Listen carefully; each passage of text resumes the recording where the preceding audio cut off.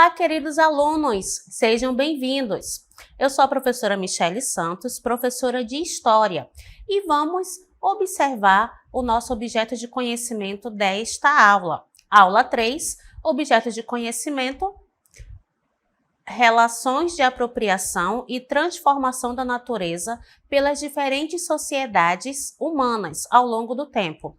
Compreensão de cultura como um conjunto de tudo aquilo que o homem constrói, modificando e causando impactos econômicos e socioambientais em âmbito local, regional, nacional e global.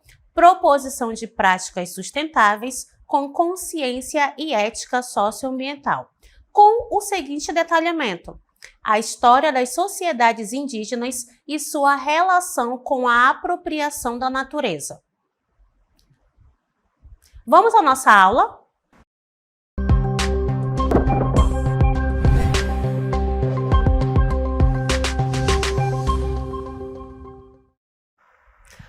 Olá, queridos!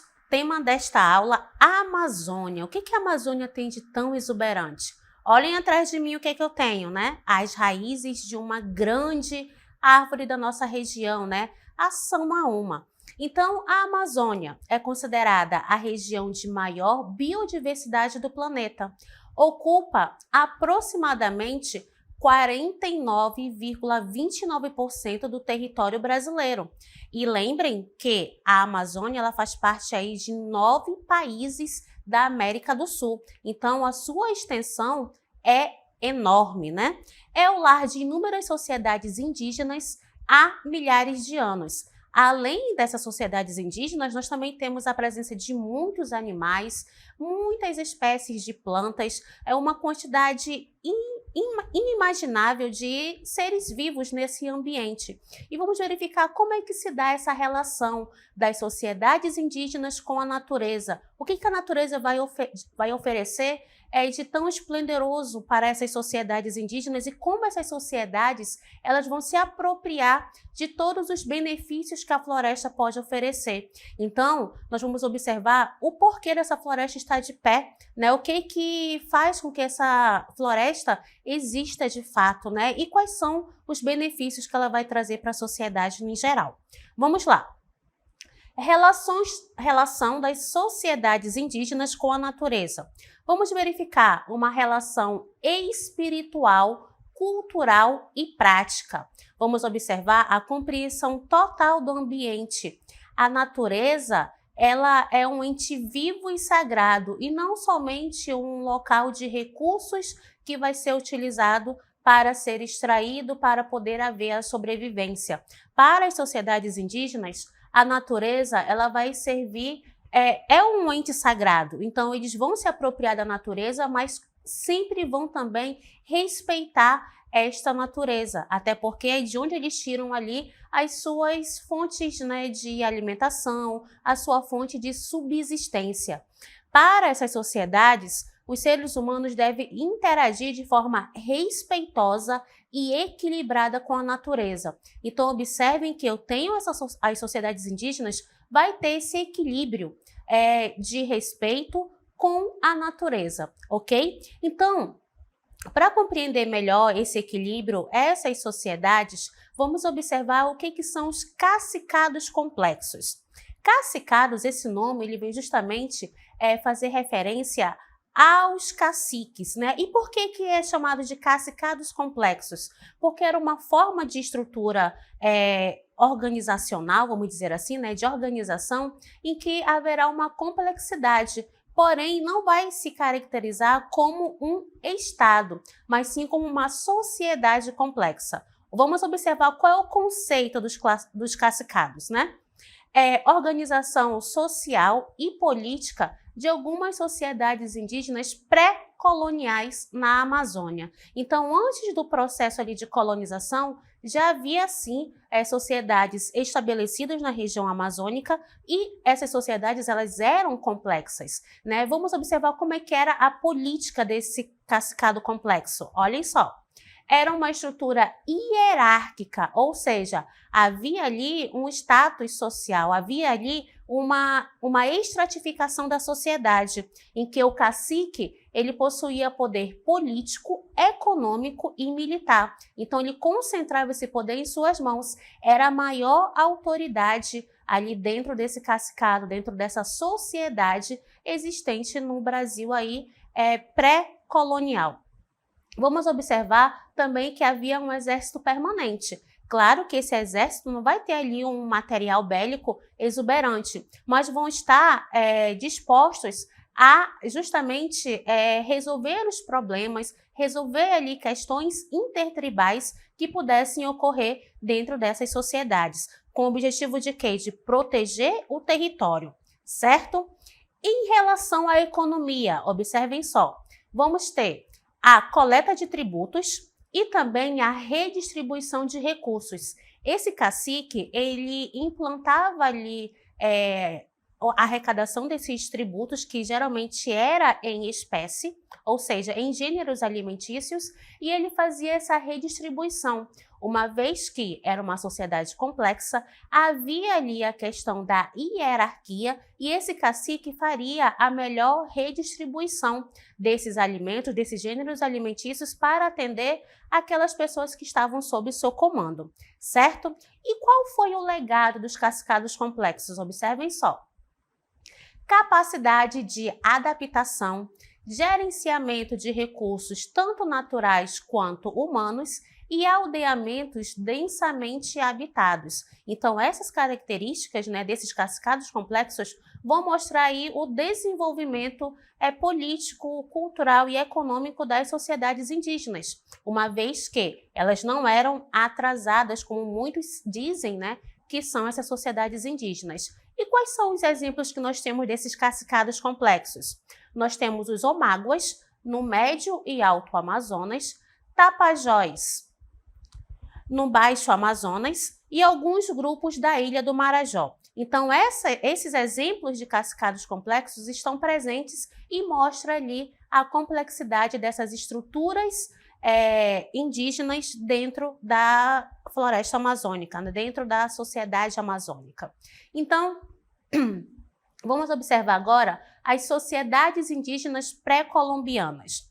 Quando se fala de pré-colombianas, são aquelas sociedades que estavam presentes no território antes da chegada dos europeus. E o que caracteriza essa chegada dos europeus justamente é Cristóvão Colombo. Então, pré-colombianas faz referência justamente a esses povos que habitavam a região antes da chegada dele. Então, dentre essas sociedades indígenas, vamos observar os caçadores-coletores e primeiros agricultores. Vamos observar que eles utilizavam vastos recursos florestais para caça, pesca e coleta de plantas silvestres, pouca transformação da natureza e desenvolveram o que a gente chama de roça de coivara.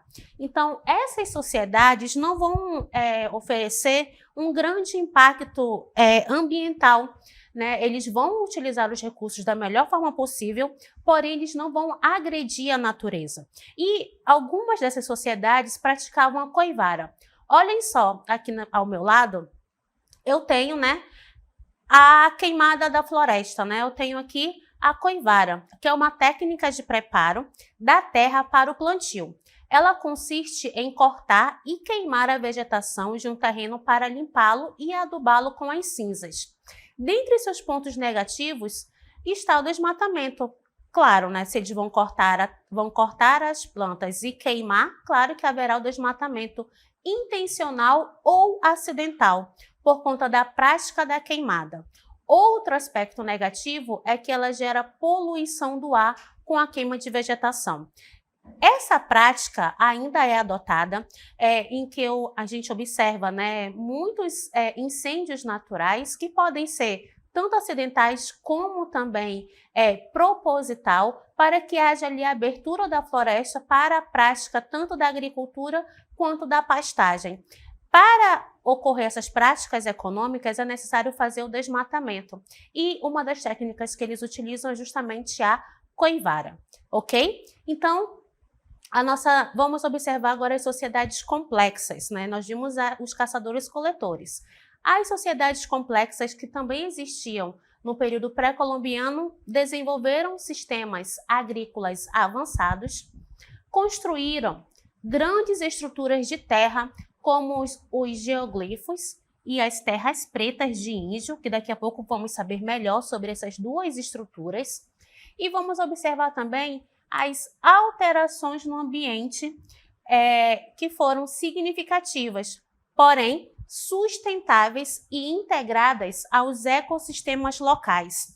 Então, essas sociedades pré-colombianas, né, essas sociedades complexas, elas utilizavam o território da melhor forma possível. Observem aqui que eu tenho uma imagem de um geoglifo, né? Observem aí que eu tenho desenhos em formas geométricas. Geralmente eram quadrados ou retângulos ou até mesmo círculos, né?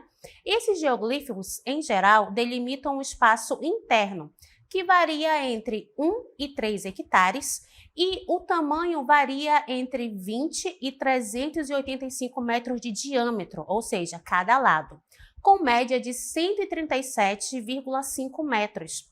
Há uma tendência de que as figuras de menor tamanho sejam círculos, mas em tamanhos grandes, há tanto círculos quanto quadrados. A valeta tem profundidade média de 1,40 m a 5 metros.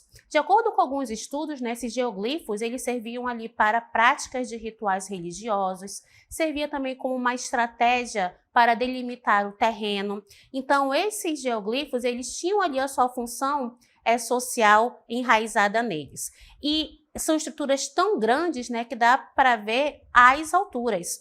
E dentro do território brasileiro, a região em que possui esses geoglifos é justamente a região do Acre e também há registros também em Rondônia, justamente desses geoglifos, ok? Continuando, vamos observar agora um vídeo do professor e engenheiro agrônomo Michael Santos, em que ele vai falar sobre a terra preta de índio. Acompanhem só. Olá, sou Michael Santos, engenheiro agrônomo, especialista em gestão ambiental e também sou professor. Hoje nós vamos bater um papo sobre terra preta de índio. Mas o que vem a ser terra preta de índio? Nós sabemos que a terra preta de índio são solos antropizados, ou seja, o índio trabalhou nela por milhares e milhares de anos. Então você começa a observar que a terra é escura. É a primeira característica. Por que essa cor escura? Porque ela é rica em matéria orgânica. E isso vai facilitar o desenvolvimento das plantas. Então, qual é a ideia? É que a gente possa entender como é que é a dinâmica desses solos. Como é que o índio chegou nesse produto, que é rico em cálcio, potássio, fósforo, manganês, magnésio. São nutrientes essenciais para que a planta possa desenvolver adequadamente. E aí se pensa muito no Amazonas como algo intocável. Nós podemos aproveitar essa tecnologia, essa metodologia que os índios implantaram para que possa ser replicada no futuro. E aí preservar nossas florestas, porque se fala muito em serviços ambientais, mas os serviços ambientais só são possíveis se eu tiver com a floresta em pé. Hoje nós temos várias áreas degradadas. Como recuperar essas áreas? De maneira que você não agrida mais do que foi agredido o meio ambiente. É justamente tentando entender como é que é a dinâmica dessas terras pretas de índio, que são ricas em nutrientes, pH em torno de 6. Se você olhar um recorte da nossa região, boa parte dos nossos solos são solos latossolos amarelos, que são pobres em nutrientes, pH muito baixo, em torno de 3, 2. Isso dificulta que as plantas possam se desenvolver adequadamente. E quando se fala em entender essa dinâmica, nós sabemos que essas manchas de terra preta eram locais onde os índios viviam, onde eles queimavam o seu lixo. Só que essa queima era uma queima lenta. E aí, por ser uma queima lenta, ao invés de você produzir cinzas, você produzia carvões. Esse carvão melhora a estabilidade do solo, melhora a absorção de nutrientes, liberando de maneira gradativa esses elementos. Por isso, é importante você entender essa dinâmica das terras pretas de índio. Então, como muito bem falou o professor Michael Santos, ele explicou o que é a terra preta, né? E a terra preta de índio, em que nós temos aí justamente a formação dessa terra através da ação humana, que no caso são os povos indígenas. E uma coisa que ele falou que é bem interessante é que ele fala da queima, né, do lixo produzido pelos indígenas. Mas ele também explica que não é qualquer queimada, né? Até porque a queima feita pelos povos indígenas, ela é feita de uma forma mais demorada, mais devagar. Logo, há produção de carvão e não de cinzas, fazendo com que aquele solo ele se torne mais rico para a produção agrícola. Então, essa terra preta de índio, ela também serve para manter um desenvolvimento sustentável da floresta amazônica, certo? Continuando, vamos observar agora sobre o período colonial. Como é que ocorreu, né, esse processo aí dessas sociedades indígenas e do contato dos europeus com essa região? Durante o século XVI, houve a chegada dos europeus e início da exploração de recursos naturais.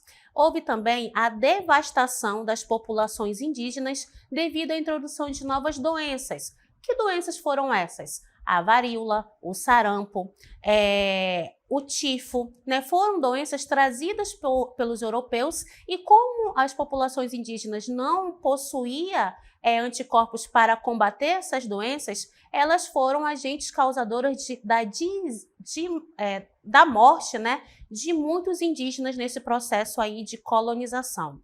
Houve também a redução drástica da apropriação e manejo tradicionais. Mas por que isso vai acontecer? Justamente por conta da imposição do trabalho forçado aos indígenas, uma vez que eles foram colocados em sistemas quase parecidos com o de escravização, eles acabaram perdendo ali o manejo com a prática, né, das suas lavouras tradicionais. E isso fez com que eles acabassem ali morrendo também com a desnutrição por conta da perda das suas terras a esses colonos europeus, certo? Outro fator também que vai ocasionar esse processo aí da relação dos indígenas com a natureza vai ser o ciclo da borracha, em que nós vamos observar o influxo maciço de imigrantes. O que seria esse influxo? A presença, né, a introdução dos migrantes à região, aumento da exploração dos recursos naturais, a construção de infraestruturas que vai causar desmatamento e modificar o ambiente. Observem que aqui nesta imagem eu tenho a estação de Porto Velho da Estrada de Ferro Madeira-Mamoré. Essa estrada ela foi construída no contexto ali do boom da borracha. E qual era o objetivo dela? Era justamente levar as mercadorias da região amazônica para o oceano, através da própria região amazônica, e não levá-la para escoar pela região sul e sudeste do território. Até porque essa viagem, né, de mercadorias da região amazônica para a região sudeste e sul e até nordeste durava em torno de 180 dias. E se fizesse a construção da ferrovia, esse transporte ele seria reduzido para 80 dias aproximadamente. Então haveria aí um ganho real de tempo para poder haver o escoamento desses produtos, ok? No século XX, vamos observar a expansão agrícola e pecuária. Políticas de desenvolvimento incentivaram a colonização da Amazônia, promovendo a agricultura e a pecuária em grande escala. E também observaremos a transformação do ambiente em áreas florestais, né, tornando-as em pastagens e plantações de soja, certo? Continuando, vamos observar agora a apropriação de recursos naturais intensificaram-se com a mineração e a construção de hidrelétricas. A mineração causou degradação ambiental, como a poluição dos rios e o desmatamento. E também haverá alteração de ecossistemas aquáticos com a implantação de hidrelétricas. Então, essas novas atividades econômicas vai ocasionar justamente a degradação ambiental, certo? Continuando, quais seriam, então, as práticas de manejo sustentável?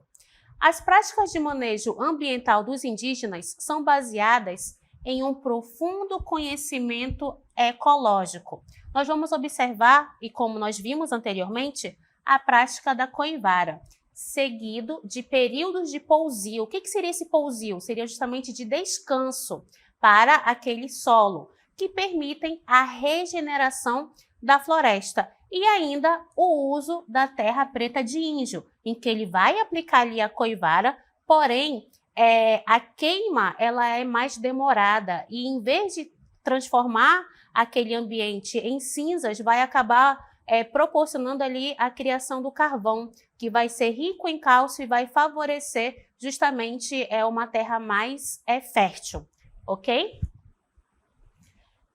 Vamos observar também a promoção da biodiversidade e sustentabilidade. A caça rotativa e a pesca sazonal permitem a recuperação das populações de animais e peixes. Continuando. E quais são as formas de conservação e sustentabilidade? Temos a REDD+, que significa redução de emissões por desmatamento e degradação florestal.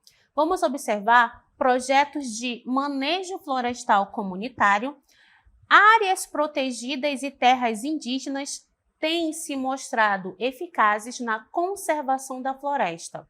Vamos também verificar as práticas agrícolas regenerativas e também a valorização dos conhecimentos indígenas, né, que vai ser uma forma de conservação e sustentabilidade.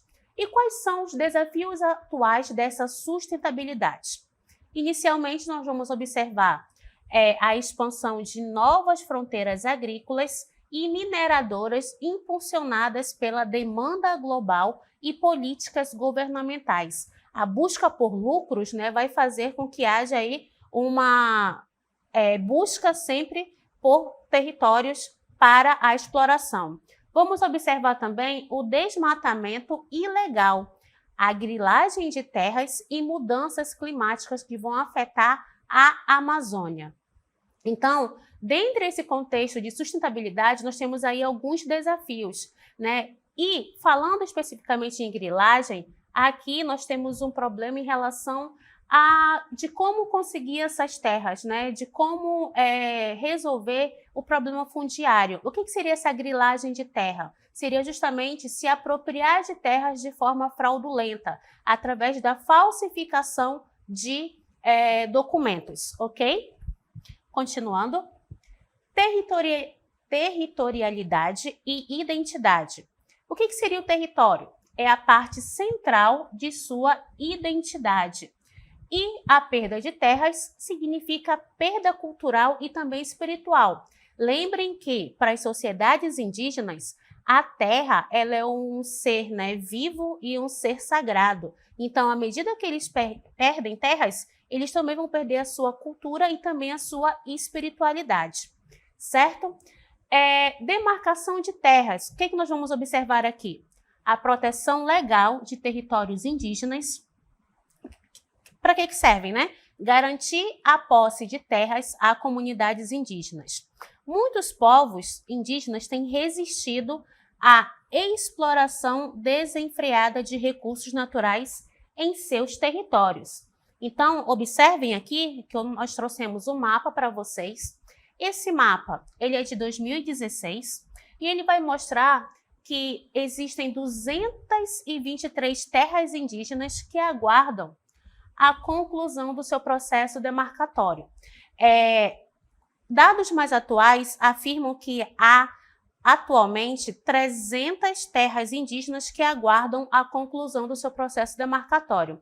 Então, observem que em todo o território brasileiro, Amazônia Legal, Mato Grosso do Sul, o sul do país e o Nordeste, há presença de terras indígenas a serem demarcadas. Lembrando que o objetivo delas é justamente o quê? Proteger o território, proteger a cultura, proteger ali a identidade desses povos indígenas, certo? Continuando, exemplos de sociedades indígenas. Nós temos os Yanomami, que praticam a agricultura itinerante. O que seria essa agricultura itinerante? Aquela agricultura que ela vai ser sazonal, ou seja, de épocas. e eles vão ficar mudando de um local para outro, justamente para deixar aquela terra em pousio ou descanso, para recuperar seus nutrientes, para depois voltar a ser utilizada para a prática agrícola. Vamos observar que essa sociedade também vai esperar o quê? A regeneração da floresta e vão praticar também a caça e a coleta de frutos dentre suas atividades de subsistência. Quais são os desafios?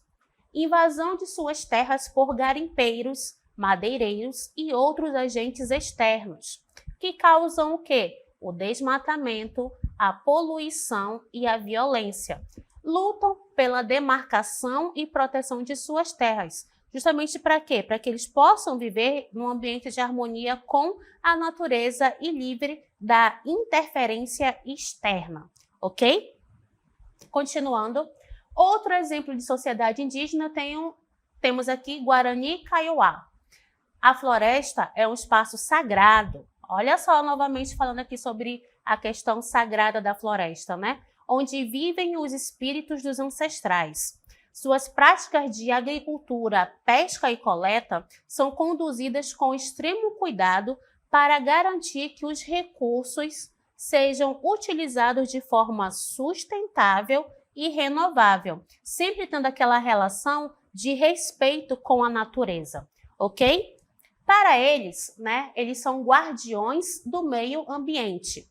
A perda de território e os conflitos fundiários têm ameaçado seu modo de vida, levando a uma luta contínua pela demarcação e proteção de suas terras ancestrais, ok? Outro exemplo de terras de sociedades indígenas são os Axaninca.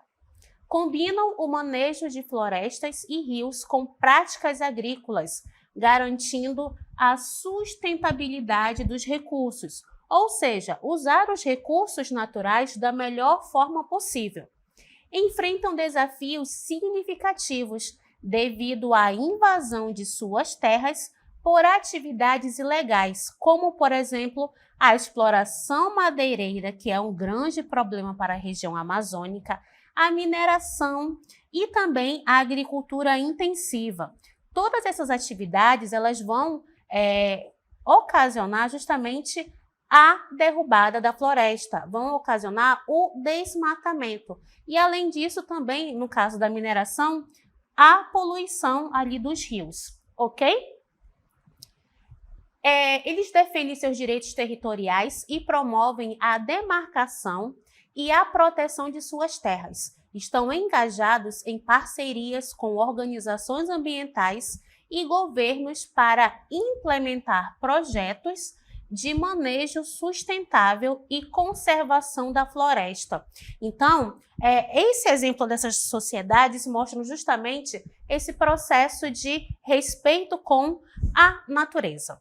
Então, a relação dos povos indígenas com a apropriação da natureza é um exemplo de convivência harmoniosa e sustentável com o meio ambiente, certo? Então, essa relação ela vai mostrar o quê? Justamente esse respeito, né? Essa valorização com o que eles chamam de sagrado, que é justamente a floresta.